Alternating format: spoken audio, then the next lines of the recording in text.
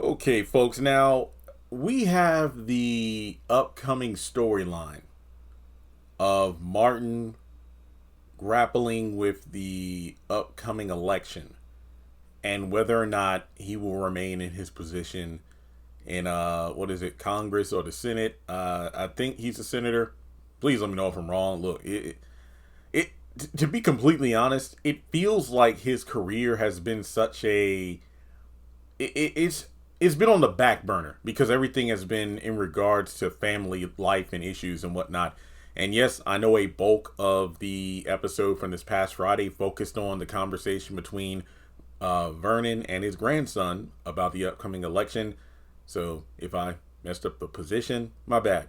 But this has been something fans have speculated about for the past few weeks, and that's Kat being petty by, I don't know, either not voting for Martin, um, voting for his opponent instead, donating to the opponent's campaign, or even working on his campaign squad or something. Just something of that nature. That would be crazy work. But I couldn't blame her if she did personally, and I'm not like a Cat stan. I'm more of a, hey, you know what? If she does it, she does it. Who cares? And I made a list. I'm actually looking at this list in front of me. It's kind of like, side A and side B. And honestly, with how the family treats Kat, it is sad that I even have to make this chart. Essentially, on the left side, I have, okay, here's all the reasons why I think Kat could do this. Oh, no. The left side is Kat and the right side is Eva. And what I'm trying to say is I listed out a different just different reasons or just bullet points here of, okay, here's why Kat will get villainized by the family for doing such a thing, by going against her brother, going against the family by supporting Martin's opponent, versus how Eva gets comfort from the very family she played a role in destroying. Because to me, one of the last straws was Anita, talking to Eva at the diner on Friday. And it's just one of those things where, so you tell your granddaughter that she has to like apologize and, make peace and crap with the people who wronged her. But one of the people responsible for wronging your family, your daughter at that. You know what's insane work? Didn't Anita, it was at Uptown. Her and Danny summoned Eva over to their table. And she held Eva's hands and gave her some comfort. It's like, I know everything isn't your fault. You couldn't help the situation you grew up in with your mom who manipulated you and whatnot. But just know this, for what you did, like, you will never be a part of this family. And that's the crazy part. And Danny even said the same thing at Uptown once. I mean, at the country club. I think that this was one of the first times that Ted brought Eva to the club. And yeah. So, Danny went in on Ted and then, glared at Eva and told her, you'll never be part of this family. Yet it feels like everybody in the family is now welcoming her or comforting her in their own way, despite the fact that not Eva could never be a part of the Duprees in the first place because of the fact that Ted is not a Dupree. He married into the family. The limits of Kat's involvement to anything Dupree related would be Kat and Martin, her siblings by the same father, and that's it. And what's even worse is that now that Ted and Nicole are divorced, the proximity of Eva to Dupree's is far less. You are affiliated with the Richardson family, but not the Duprees. So what in the world are you talking about? That's like if Bill and Haley have a child, and Bill is like, well, look at our bundle of joy here. Mm-hmm. Little Blank Hamilton, because I don't know what they would name the kid. Yep. Part of the illustrious Dupree family. Huh? So you see how ridiculous that is? Because, hey, Bill, you and Danny got a divorce. So it's not like this kid has any affiliation to the Duprees, the limits of which would be being the younger sibling of Naomi and Chelsea. So, more to the point here. Let's get to this chart.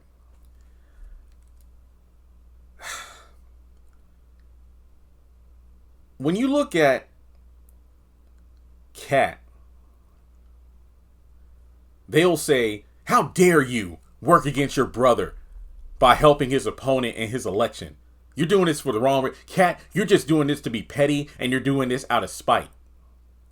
On the flip side, as I mentioned before, Eva is just, for whatever reason, being quote unquote forgiven of her sins for what she did in the revenge plot to bring down, well, expose Ted and ruin his marriage. I mean, does Kat know that it's petty and spiteful? Absolutely. But she did it because she did it. And then when you look at Eva, yes, I will not deny that she grew up being manipulated and whatnot and being weaponized. I think even Anita and Jan and some other characters called Leslie out for not looking at her daughter as a daughter, but as a tool to get revenge. But at some point, it's like, even after the affair and everything was exposed, Eva was still covering for her mom and stuff. And she did it because she was, warped into thinking Ted didn't care about her and this, that, and the third. But once she got to know Ted and the family, she realized, outside of Kat, everybody was the opposite of what she was told. But yet, Eva could quote unquote be forgiven. Yet, how about doing things out of spite, like going after her sister's man? How about that? Oh no, sweep that under the rug. Then you look at Kat also could be called out. I'll bring this point up again. Kat being called out for being petty. Well, what about Eva? Whenever Kat had her dead to rights, but for whatever reason, what was the one thing that happened? Like her phone battery died. Yeah, because she had the the hidden camera in Nicole's office, and she had Eva on camera. She was at Uptown with her folks, but her phone died, and then she rushed them home only to find that either the camera had the footage scrubbed or something, and Eva was hiding on the other side of the room. And people say, "Oh, well, yeah, Kat's petty," but Eva, whenever Kat felt that she had Eva dead to rights, but Eva could weasel her way out of the situation, only for her parents to then scold her, and then Eva would smirk at her, and it's like, really? So Eva is allowed to take glee in something, yet Kat can't be petty. All right. Next up, this to me is the most important thing, but I feel like the characters just ignore it. To my knowledge, there is nothing illegal about Kat either voting for Martin's opponent, donating to Martin's opponent's campaign, or even going so far as to represent the opponent, promote them in some way, shape, or form. Nothing illegal at all. But the family would just go in about being ashamed and disappointed in her, this, that, and the third. But Eva has done all sorts of things because I don't know the correct legal phrasing, but little things like taking her mother's bike helmet and the helmet and the gloves, right? And she hid them away in her hotel room. Isn't that wouldn't that make Eva an accessory to a crime? Withholding evidence. I can't think of the correct phrasing, but I feel like I'm on the right track. See, this is why I wish Kat was here, because of her knowledge of true crime podcast and whatnot, she know exactly what to do. But yeah, Eva could do all this stuff to protect her mama, even though she almost killed Laura. But I feel at this point, even if it was fully revealed that Eva a long time ago. Oh yeah, it was early in the show when Eva suspected that her mom had something to do with the accident. And then, her mom lied, but as time went on, it became clear Eva knew the truth. And yeah, I feel like if the Duprees found out about this, they wouldn't do anything. They'd be like, "Oh, Eva, you know what? Your mom, you spent so long with her, and she's your mother, and you felt that you had to protect her, so we forgive you." What? What? Really? But then Kat, if she just so much as supports another person, you're you're the worst. Of course, Kat, did you think about what this could do? This is your brother's career, and the fact that you would go so far as to vote or support his opponents, that make headlines. It's like, oh wow, why would we reelect Martin Richardson when his own sister won't even support his campaign? Okay, again, there is nothing illegal about that.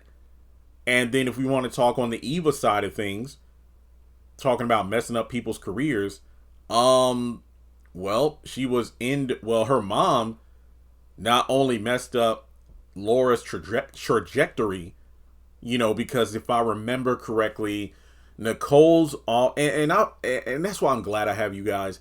I can forget things, because yes, the show only came on in February, but we're almost 200 episodes in deep. So I got to reach back all the way to the beginning of the show.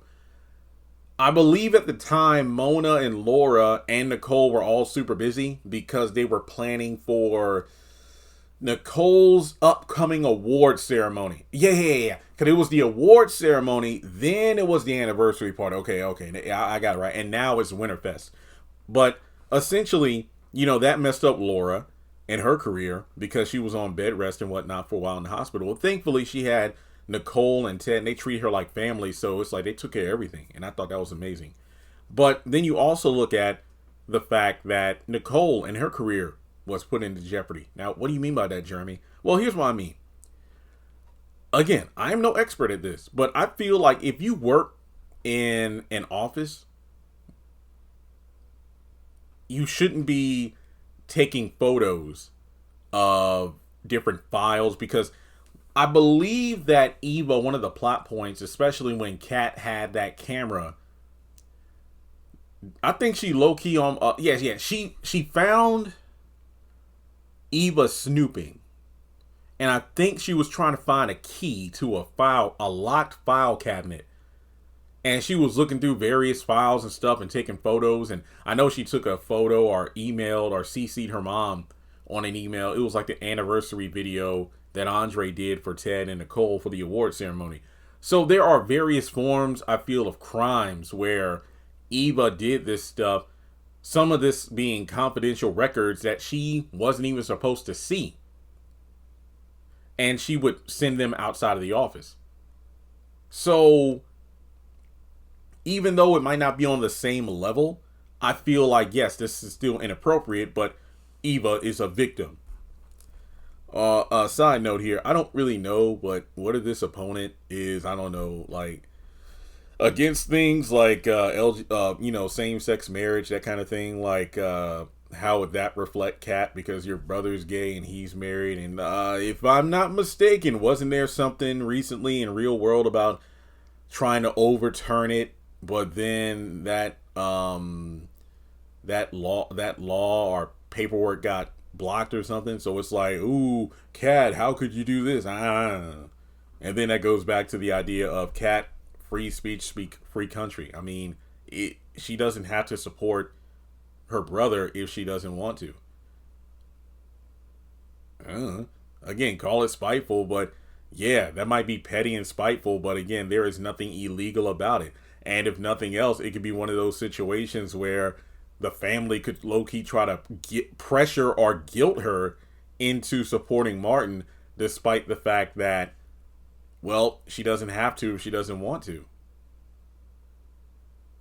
I can't believe that the family would let her ride with that, because keep in mind, despite the fact that she doesn't want to get to know her sister or make peace with her or forgive her, everybody's trying to, make her do it because it's the right thing to do. And get out of here with that crap. Now, also, let's talk about Martin's livelihood yet again. Kat not supporting her brother. If he doesn't get reelected, like, what do you think this will do to his livelihood and his career? Like, what do you think? I mean, I'm no expert in this, but I feel like even if he gets bumped down from senator, look at the family he's in.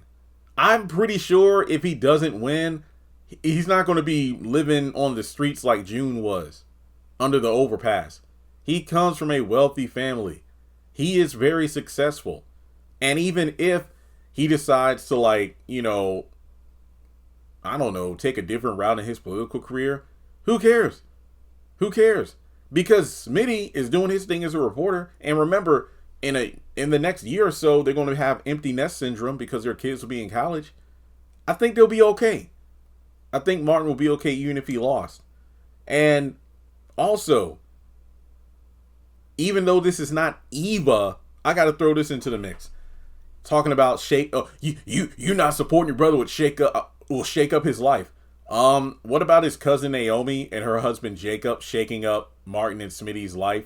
Not just Martin and Smitty, but Samantha and Terrell, because they looked into a closed adoption. Okay, I did look into this. Apparently, it is not illegal. There's a lot of red tape to go through. However, it feels like it does break protocol to do that kind of thing. But then again, even though I found some sources that said looking into a closed adoption is not illegal, the regulations, limitations, or whatever, it differs depending on the state. So depending on where Fairmount, okay, I know where Fairmount Crest is. It's like near DC or whatever. I didn't feel like doing that much research, but I did, see that Naomi and Jacob, this was something extremely messed up, because remember at the time, Martin and Smitty were going through the whole situation of Martin hiding that secret for 2 years, and their marriage was on the rocks at that time. And then Naomi and Jacob decided to just throw a whole wrench into the situation by saying, oh yeah, well, we found the kid's biological mother, so yeah. Really? Like, you're not even, look, I don't like the idea of them doing this in the first place. I don't. But at the very least, if you were going to do this, why not talk to Martin and Smitty separate? Now, like I said, it has been a while since the storyline kicked up. I could be remembering it incorrectly. But didn't Naomi and Jacob tell the whole family at one time? Like Martin, Smitty, and the kids? I'm like, this is something, just no. You don't do that. You don't. Because the fact that, okay, yeah, I get it. Naomi, you were trying to help June, but I don't see why you needed to basically flip the table at Martin's house just to help out somebody you're representing, and not even thinking about the long-term ramifications of it. Like, how do you think Martin and Smitty would feel if their kids decided to, I don't know, leave them to go be with their mom or something like that? Like, you just messed up their entire household. And for what? God, I don't know. But again, Kat would be the villain because she didn't support her brother. Also, in terms of jobs, and petty, didn't Kat low-key put Ted's doctor's office in potential turmoil because she was trying to stick it to Eva by, what was it, like Ted was trying to get her to teach Eva to do her old job since she left to do Chelsea cat bags, and Kat gave her misinformation about the accreditation for the office, and Eva messed up, leaving the office to pay a hefty fine or a fee. And I think Eva said that she worked to explain the situation and had the fee overturned.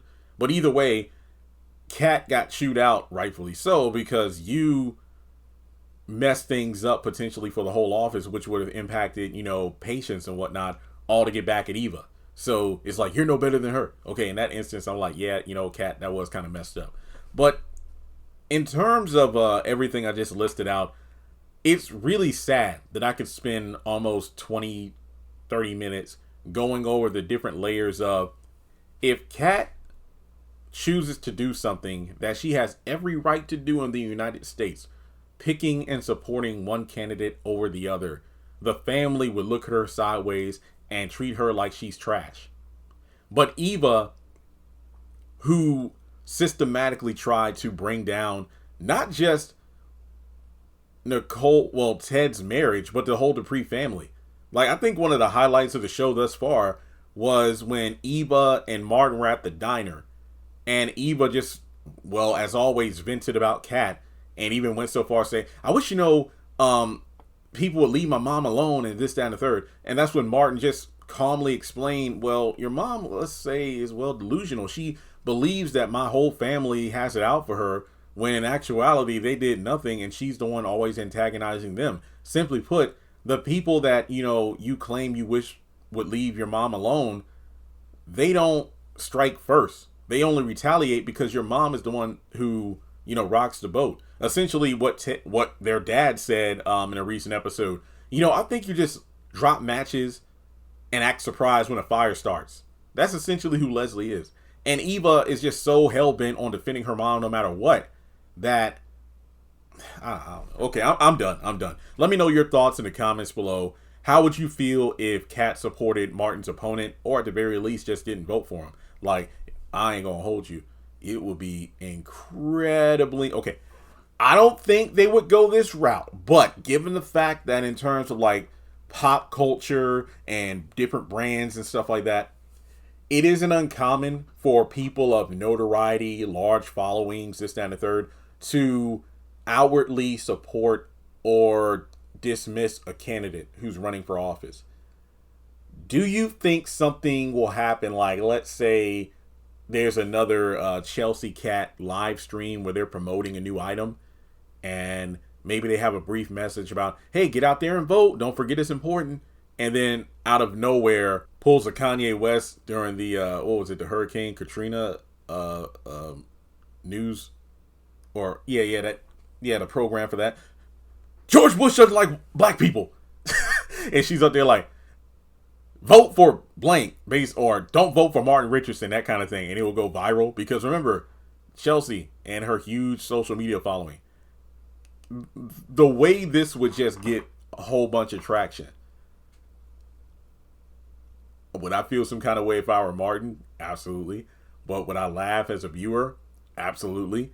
Because imagine it's like Kat being so petty because you talk behind my back. I'm going to openly denounce, just stand against you on a public platform that gets millions of views. And then low key, my actions led to you losing the election. I would laugh. It would be messed up, but if we're being real, that's how the world works today. It's just because people follow hashtags and trending topics, and this is some crazy work. Now, if this happened towards the beginning of the series, I wouldn't bat an eye. I'm like, the Duprees, they can flip this around. But based on the fluctuating influence and power of the almighty Duprees, I don't think they can turn this around. Keep in mind, Danny and the whole shotgun wedding thing, literally, that got erased for the most part. Look, I know people did not like that one woman from that charity foundation that Danny, was the head of. I do feel it was messed up because if I remember correctly, Chelsea's last fashion show, that was the event, and they raised like a record amount of money for the foundation, and only after the event was Danny removed from her position, which I thought was messed up because it's like, so you called me in to do one more day of work because you all were, overrun with stuff to do. And you wanted to squeeze every last drop of effort from me to benefit you before you let me go? Messed up. However, I did agree with that woman's justification of, you're not a good role model. I mean, think about it. Think about what our foundation represents versus the image of you that has been projected to millions on social media. You with that gun at the wedding. That's not a good look. And I agree. But for the most part, aside from that one thing, that wedding was all forgotten about. I mean, if we're being real, I really wish I knew what social media was saying when Chelsea was abducted and the public saw Bill and Danny on the live stream holding hands and whatnot. It's like, oh wow, it's like the last time we saw them together, Danny had a gun to his head. But now it's like, they're banding together for the sake of their daughter. So I don't know. I really do wish in some ways the social media aspect was implemented just a wee bit better. We get a lot of mention of Chelsea and her influence and whatnot, but to see that utilized a little bit more, I think would be good. And not even just for Chelsea, for other characters as well. For example, Martin being a politician. You would think social media would be about that. I think the only other time social media was really brought up was when Smitty was trying to do that story about social media and how, young people are missing, that kind of thing. Oh, sorry about that. I didn't mean to go on that tangent, but some people say they do like the long form Beyond the Gates content, and here you go. So, like and subscribe, and I'll catch you in the next one.